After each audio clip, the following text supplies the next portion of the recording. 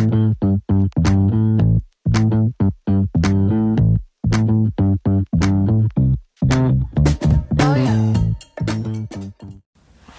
everyone, my name's Laura and this is my channel So Very Laura. Welcome if you're new here and welcome back if you're an existing subscriber.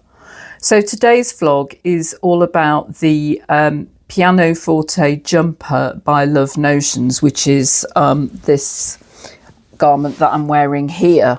So for those of you in the United States, the term jumper is probably very familiar, but over here in the UK, we would normally call it a pinafore or a pinafore dress. So if you want to find out if the Pianoforte jumper made sweet music for me or whether it was a series of wrong notes, then please stick around. And I'm also going to talk about the mistakes that I made when I was sewing this up, so that if you decide to make it, you don't make them too. So to start off with then, I've made this in a fairly heavy corduroy from Jenny Stitchers, and I'll link it down below. I'd originally, if you've seen some of my earlier vlogs, I'd originally bought a lighter corduroy fabric, but I decided it probably wouldn't have the weight that I wanted for a winter garment. I think it would be fine for a shirt or something. And I also wasn't sure that I'd bought enough, because obviously corduroy has a nap on it, so you have to make sure that all your pattern pieces are facing in the same direction. So I purchased this, and I'm glad I did, because I had plenty. I bought 2 meters and I had some left over. So in terms of the sizing, I won't go through all the sizing for all the for the whole pattern, because I'll link the pattern down below and you can have a look at that for yourself. But what I will say is that my current measurements are full bust of 36, waist of about 33.5, just over 33.5 inches, and full hip of around 43 inches. And when I looked at that, I decided to make a size medium and grade out to large on the hip. So I had a medium on the bust and on the waist, and then graded out to the large on the hip. And that was using the standard bust size. There is also, really pleasingly, a full bust cup that you can cut as it's a completely separate pattern piece. But to use that, it's really only if you have more than 2 inches between your high bust, which is up here, and your full bust, which is obviously across the fullest part of your bust. And my difference is only 2 inches, so I just made the standard one, and I think that was fine for me. So I will pop some pictures in of me wearing this, and you can see how it comes out on me. You can probably see as I'm sitting down that the straps are possibly either slightly too long on me, or that maybe it does say if you have a shoulder that slopes more than the pattern does, then you can make a sloping shoulder adjustment. So that might be something I need to do, but it kind of feels more to me as if I maybe need to shorten the straps a little bit. I don't know. So if I were to make it again, I think that's probably what I would do.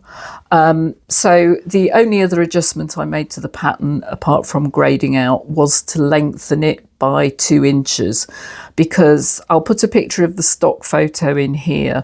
It's meant to come to about 2 inches above your knee. And it's drafted for someone of 5'5", and I'm only about 5'5.5", but I decided that I would rather have mine a little bit longer than that, so I added 2 inches onto the pattern. I should say that on the pictures, and as I'm wearing this now, it's not quite finished, because I still need to attach the facing to the shoulder seams and the back center seam, and I also need to hem it, but I kind of wanted to try it on and see what I thought about it another time before I was sure what to do in terms of hem. I think I'm not going to take it up very much. The standard hem on this is 1 inch, and I don't think I'm going to take it up any more than that, because I do quite like the length that it's come out as. So it was really clear in terms of which bits that you should lengthen if you are going to lengthen the pattern.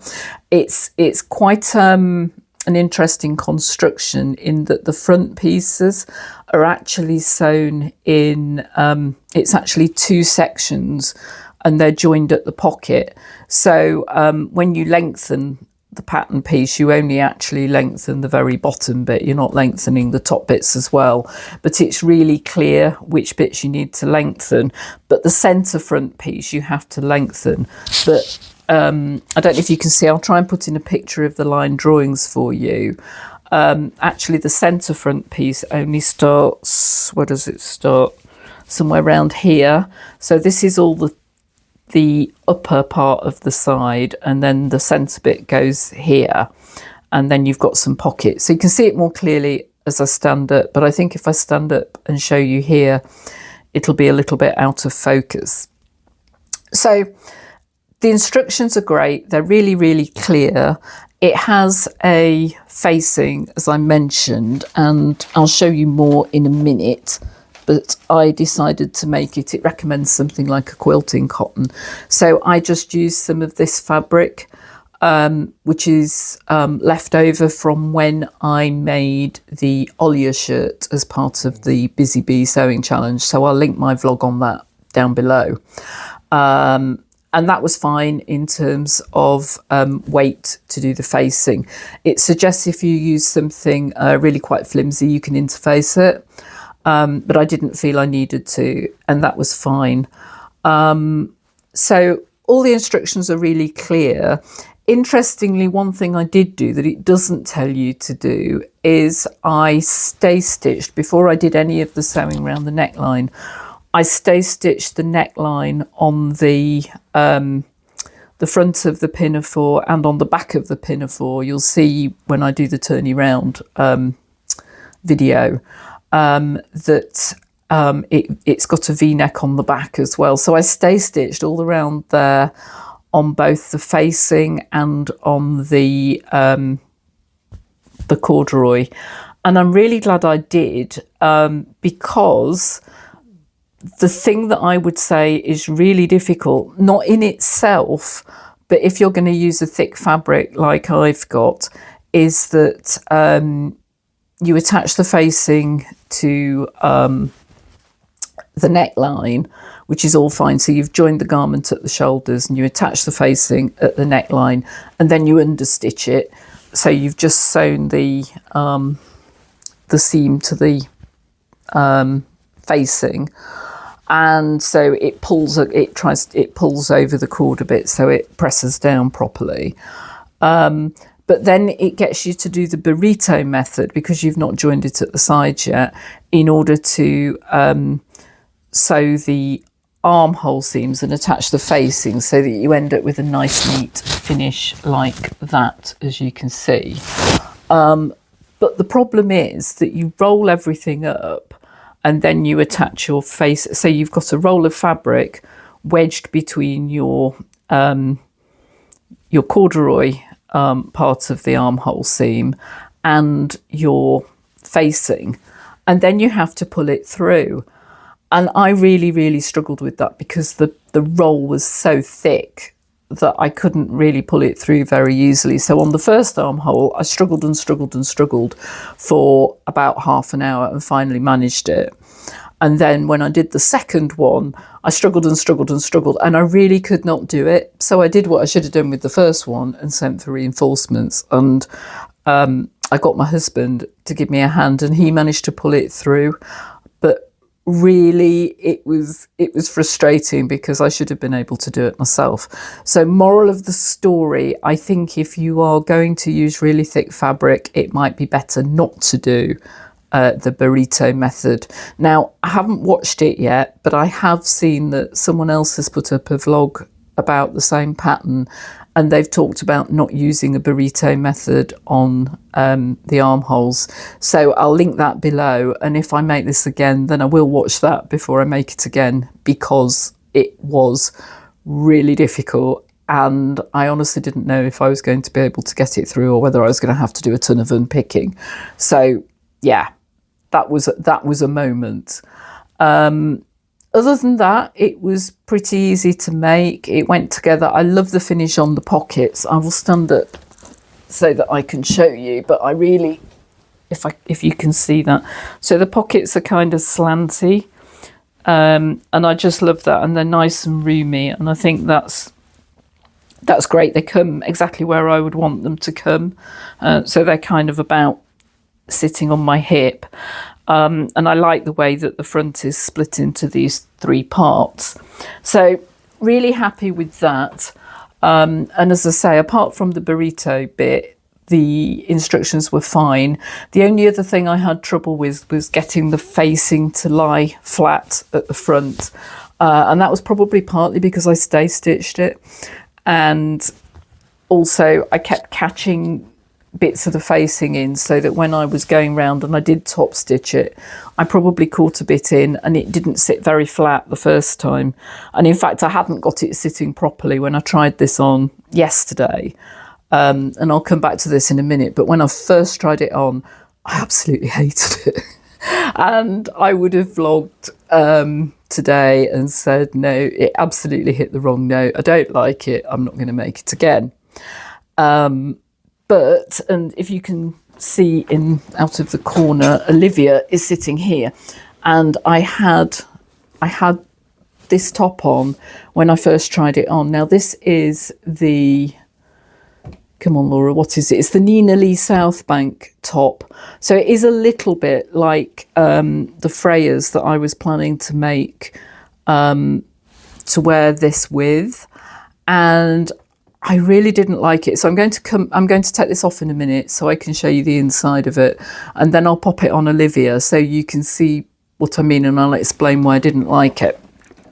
But having put it on today with this top, I like it much better. I think it goes really nicely with the pink and the black telephones, and maybe it's also because it's got the lower neck, but I'm actually really quite pleased with it now. So would I make it again? Possibly, maybe even probably. I was going to cut out one in a purple corduroy immediately and take it off to the sewing retreat that I'm going to this coming Friday, but I'm not going to. I'm going to see how I get on with this one and wait and see whether I want to make another one or whether I want to try a different pinafore pattern. So what I'll do now is I will pause this and go and take it off so that I can show you a little bit on the inside of this, and then I'll pop it on Olivia and I'll explain to you why I didn't like it with this top. Okay, so I will be back in a minute. Okay, I'm back having done a really quick change. So now I'm still wearing my Uvita top, and this is one of the Nora tops that I spoke about last week's last vlog anyway, where I hacked it for my mum and popped a zip down the front. So this is now turned inside out, and before I do anything else, I just wanted to show you, you can see there's the facing in, and you can see that the armholes actually have gone in, hopefully you can see, really quite nicely and neatly, and then I top stitch round them. Of course, because of the fabric, you can't really see it that well because I did it in black. I'm not sure it would have stuck out all that well because it's such a thick soft cord, even if I'd done it in a different colour, and because it was the first time I didn't want to draw attention to it too much, but I decided to top stitch because I thought it would make it all just sit better, so that's what I did. But you can see really it's an incredibly narrow space, the armhole, to get your fabric through when you're trying to pull it back through. It comes out like a kind of long sausage. But I wanted to show you on the back of the facing the lovely Mandy from Make It Sew. I'll link her channel down below. Was at the Southern Social when I was last week when I started to sew this, and she gave me this label, which I think is probably Cozy Club, and it says "Cats are my favourite people, and she'd saved that for me. And I thought it went really well with the black and gold and the gold clocks, so I popped that in. And the way I was feeling about this garment last night, I was thinking, well, that's a waste of a label, that's coming back out. But as I say, I've had a bit of a change of heart about it. And the other thing I thought I would be able to show you in more detail is the pockets construction. So you can see where my hand is. That's kind of the underneath of the pocket. So what you do is you align the bottom side piece, and that goes to the top of the pocket, and you stitch the two together. And then the top side piece, which is this one, goes down to the bottom of the pocket. So you end up with them sandwiched together. And it all just comes out really nicely. And as I say, the instructions are quite clear. So I'll turn it back round the right way. And give you a bit of a better view of the pocket. But yeah, that's probably about the only place you can see the top stitching at all. You see I just have top stitched across the top, but it's a really neat finish, and it feels really nice and sturdy because the side seam and the center seams pick up the edges of the pocket, so you feel that you could put, you could put your phone in it and it's not going to fall out, put a hole in it, whatever. It just feels really nice and sturdy. And the other thing that I'll say about this fabric, I mean, it's really good quality, it's lovely. So this was Jenny's Stitches, as I say, and it's nice and warm because I've just gone and got changed, as you can see, and I was thinking, can I sit and vlog in just this t-shirt? And I thought, no, I can't, need to put something on. But I was toasty warm in this. So this will be great, I think, because I think it's nice and smart for work. So where I work, I don't have to look super, super smart. But there are times when I kind of feel like I shouldn't really be in jeans. And I think this is kind of nice, sort of smart, casual look. And also really comfy. It is a bit secret pyjamas. So yes, so let me just pause this again, and I'll pop the garment on Olivia, who, as I say, is wearing what I wore yesterday when I tried it on, and I'll show you why I didn't like it. Hang on a sec. Okay, so I'm back, and I've put the pinafore on Olivia and moved the camera angle around so you can see her in it. Now, when I had this on yesterday, I think what really stood out to me when I had it on was just how low the front of this comes. And I think well, I know that is what I didn't like about it. It just felt way too low. And I kind of felt that if the V had gone something like, come to just above my bust, I'd have felt happier. But of course, because this doesn't have any fastenings, it's got to be a reasonably deep V to get it over your head. So and that's why I didn't like it. I just thought it was kind of too big a gap. But I don't know, and I'd be interested to see what you think. I don't know whether it was because this fabric is a lot lighter, so the space kind of looks bigger than it did with this one on, where it's a brighter colour but it's a darker colour, so maybe it makes it look a bit smaller. And also this doesn't have a high neck and this does. So this is making me a bit hesitant about sewing frayers to wear with this pinafore, and I'm starting to think I should either do another couple of Uvitas, or maybe something like a Coco, Tilly and the Buttons Coco, rather than something with a turtle neck. So I'd be really interested to know what you think and whether you agree with me that it looks better with the pink on. And I'll just spin her round so that you can see the back in detail, and you'll see it's also very low at the back. So there's just two things that I want to add. I'll spin you back round so that, sorry Olivia, your work here is done.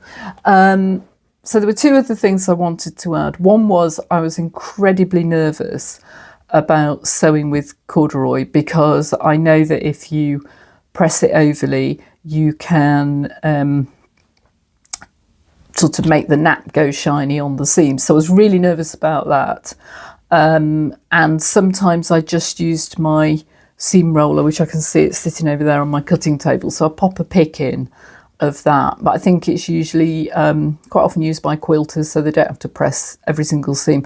So sometimes I use that, but I also looked at Tilly's advice online about sewing with corduroy, which I'll link to down below because I thought it was really helpful.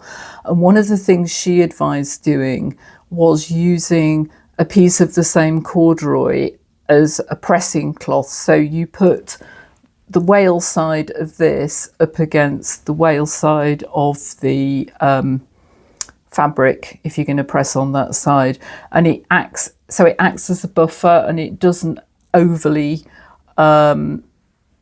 disturb the wales. And I think I've been very lucky. I haven't actually got any shiny pieces on it, so that was really helpful, and it did sew up beautifully.